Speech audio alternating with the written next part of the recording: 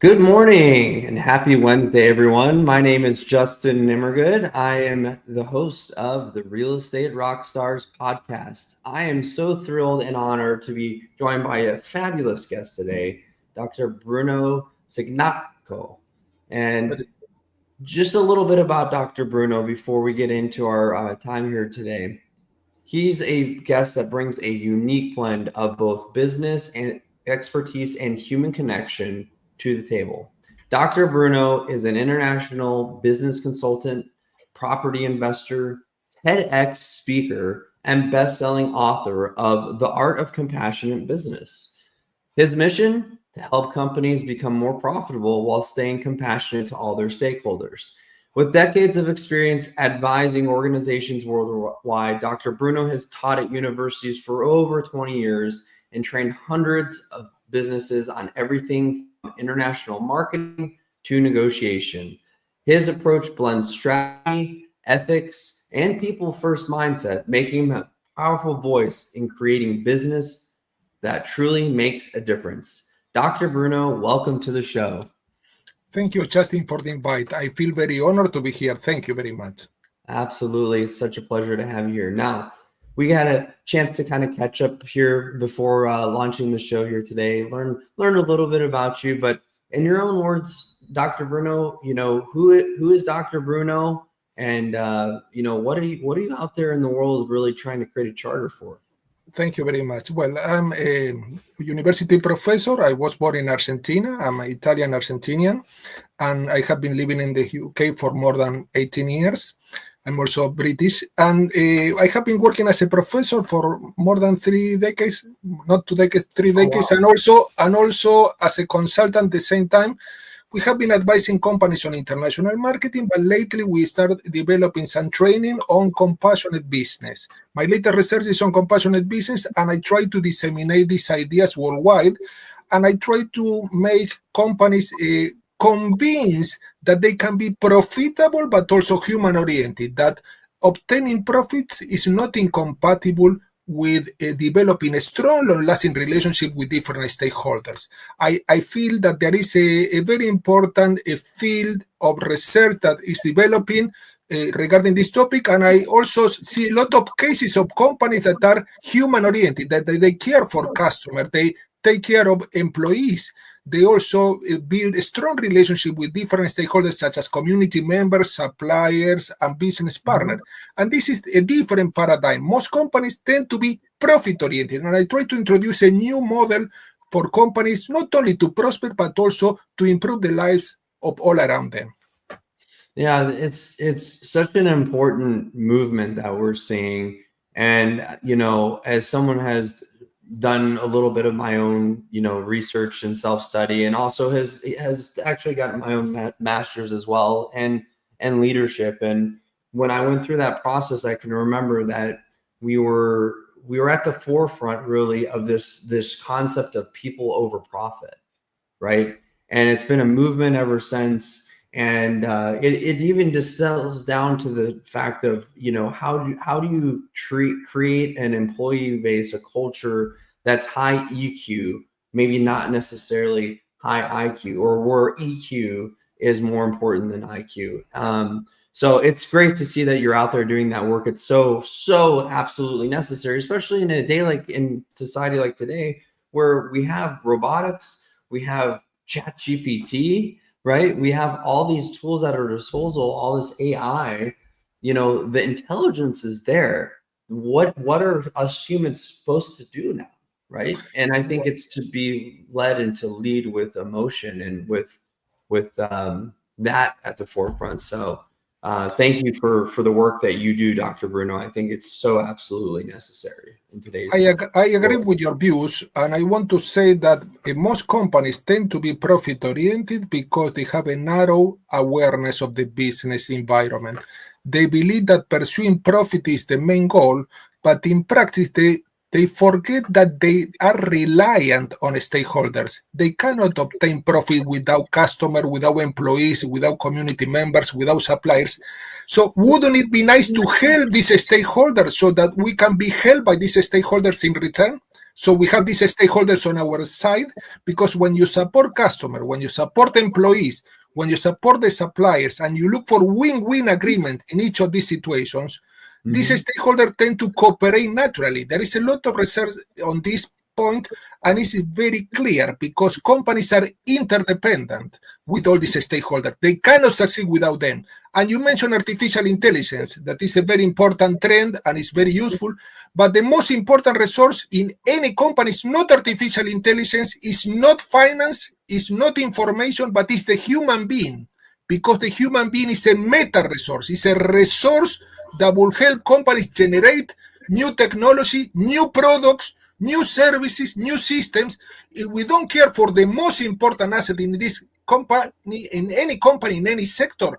Well, this company is fighting on their foot because the idea is that they are not aware of the meta resource, the most relevant assets. So this is a life-changing paradigm. This means that when companies grasp this new paradigm, they change the way they do things. They do not make decisions that could be hurting or harming any of the stakeholders. Why? Because by doing so, they will push these stakeholders away, and this stakeholder will tend to withdraw, not to cooperate, hurting the company in return.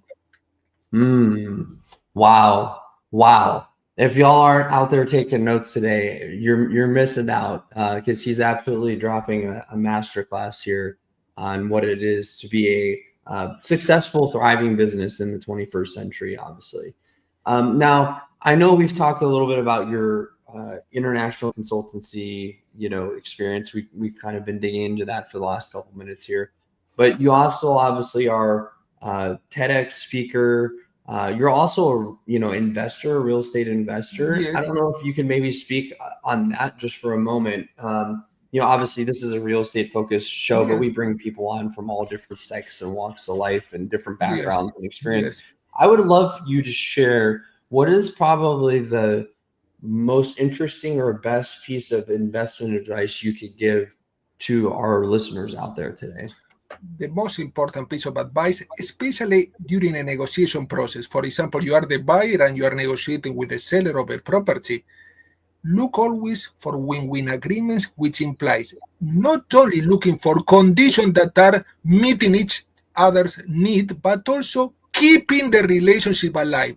What I see that many cases, because a person or a company want to get a deal in property, they try to lower the price, knowing that by doing this will hurt the other party, for example, the seller, and they don't look for relational aspect. In any negotiation process, and I observe this not only in the property sector, but in other sectors, you have two main aspects. Substantive aspect of business in the negotiation process means price, the location of the property, the characteristic, the layout. These are conditions that could be very well written and measurable. But then you have relational aspect, how you treat each other, how you identify each other's need.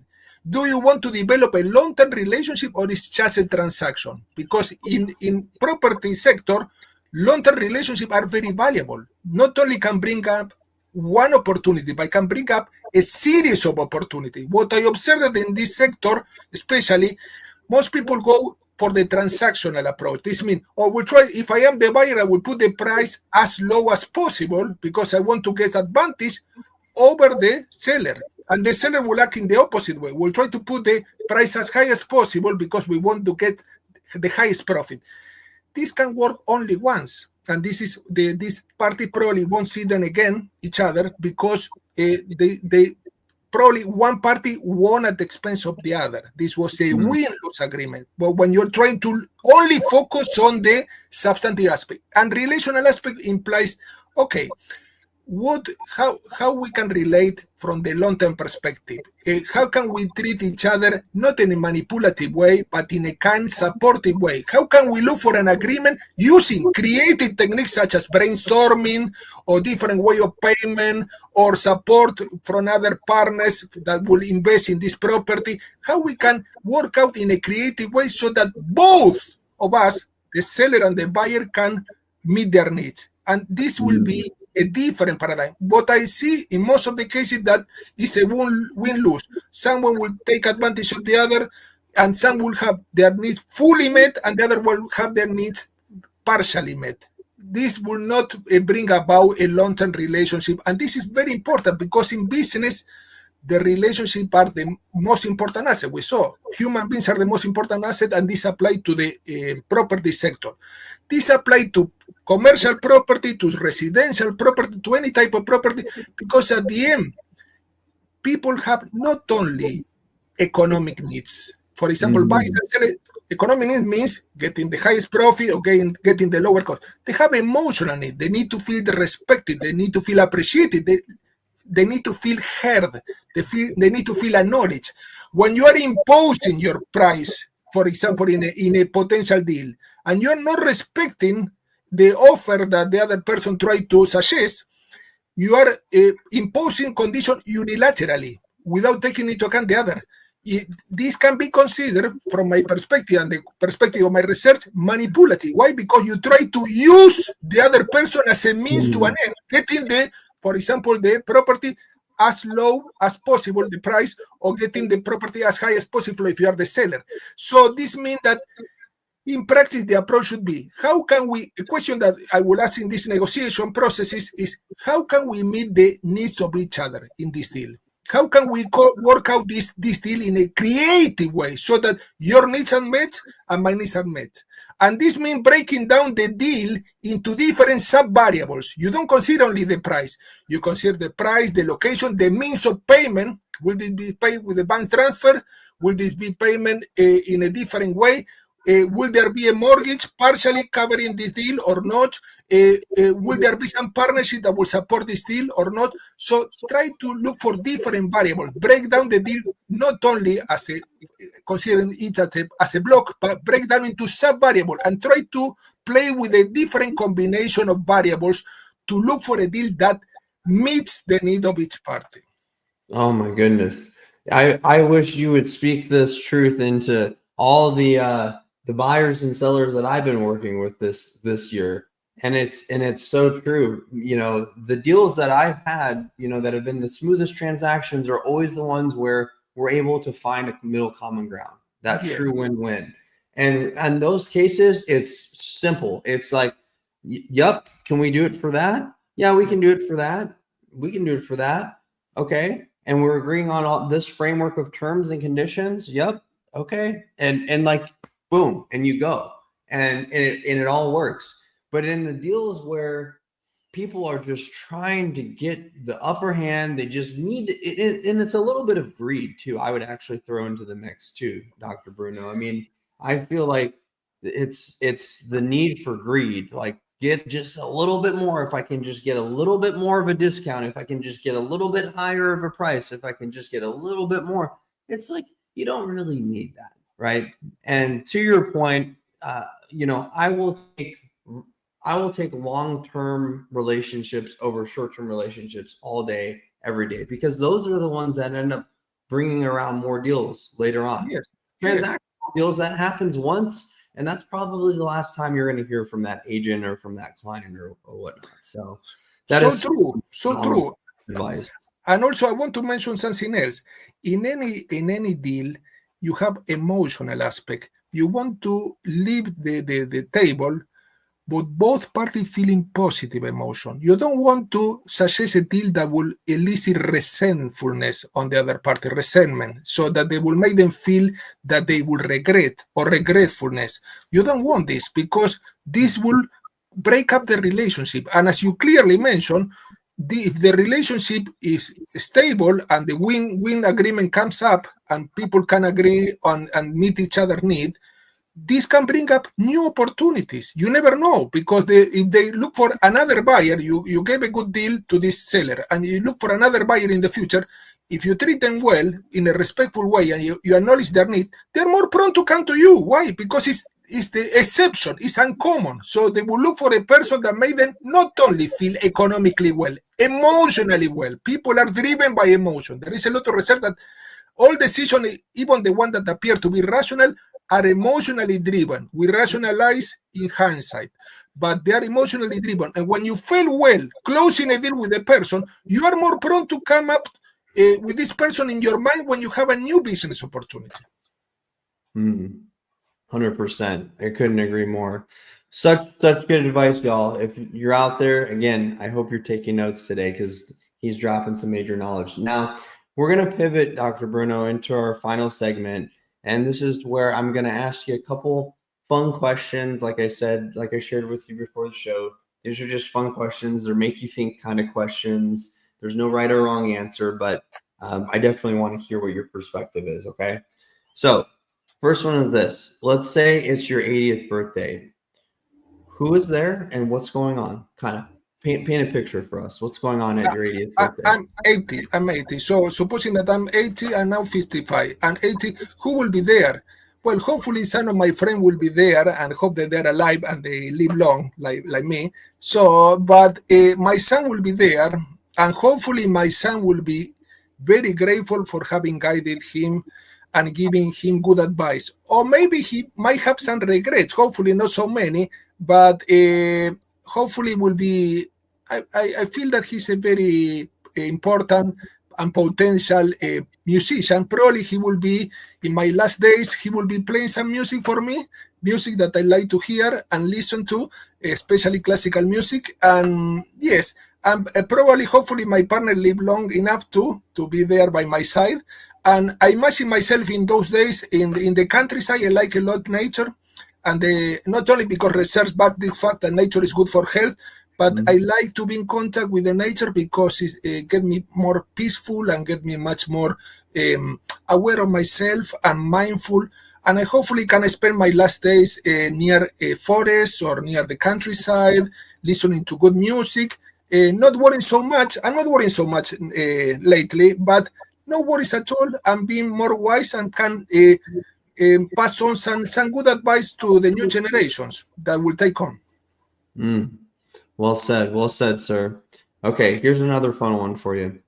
Now, let's imagine it's your last day on Earth and you can only preserve 3 items that will go in this time capsule of yours, right? And this time capsule will basically carry on your memories and your legacy and whatnot with you forever.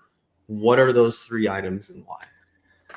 Well, so it can be tangible items. So I will leave my book, The Art of Compassionate Business, in the capsule for new generations. And I will leave also maybe the drawings of my children, if I have another a child, and also my current child and another child. So I will leave all the drawings of my children. And also I will leave also letters that I wrote to my partner, so in romantic letters, and I don't have anything else to leave. I won't leave, for example, obvious things like money or like a title or documents. No, I will leave things that are connected to relationship, that are signs or symbol of relationship. For example, art from my child or anything that is related to, for example, my research. This could be useful. I say like a testimony of how I live my relationship in life. Very good. Very good. Okay. All right. Final question for you. What is your definition, Dr. Bruno, of a real estate rock star? Real estate rock star. Well, it's a person or a company, group of people that can not only identify opportunities, but they are fully aware of the human side of business in that sector. This means that they are caring for other participants in that sector. For example, employees working for the company, buyers, sellers, intermediaries, people in the bank sector, and they treat everyone with respect. And this rock star not only becomes very profitable and wise, but also can rely on all these stakeholders, and these stakeholders can rely on them. So this means that it's a rock star because privilege relationship over the economic aspect, can build a strong relationship and at the same time make everyone wealthy and in a state of well-being. Amazing, y'all. Again, Dr. Bruno Cignacco, I really appreciate you coming on today. Before we let you go, why don't you tell our listeners and subscribers out there how they can find and connect with you, best connect with you for that matter. Well, they can find me. I have different websites, but my main website is www.brunocignacco with double C at the end.com. www.brunocignacco.com, or they can find me on LinkedIn. I generally post articles and also pieces of research on LinkedIn and interviews on a regular basis. Wonderful. There you have it, folks. Dr. Bruno Cignacco from Argentina, from Italy, and now the UK, dropping knowledge. That's another one in the books for you. Another happy Wednesday. We'll come at you again next Wednesday, same time, same place. Another great guest on the Real Estate Rockstars. Thanks, everybody. Have a great rest of the week. Thank you. And